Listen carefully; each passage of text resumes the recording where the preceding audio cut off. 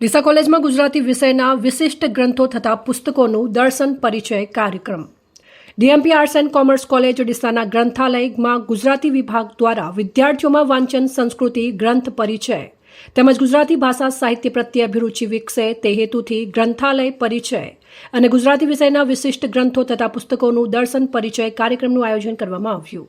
સમગ્ર કાર્યક્રમ આચાર્ય ડોક્ટર આરતીબેન જી પટેલના અધ્યક્ષસ્થાને યોજાયો.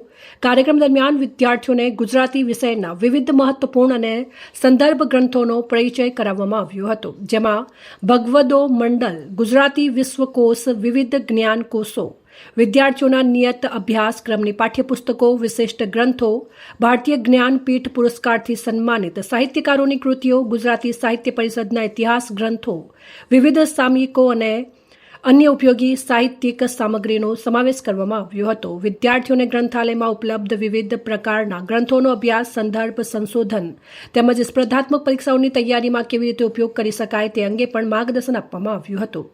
કાર્યક્રમનો મુખ્ય ઉદ્દેશ્ય વિદ્યાર્થીઓને માત્ર પાઠ્યપુસ્તકો પૂરતા મર્યાદિત ન રાખી ગુજરાતી ભાષા અને સાહિત્યના વિશાળ ગ્રંથ ભંડારથી પરિચિત કરાવવાનો રહ્યો હતો.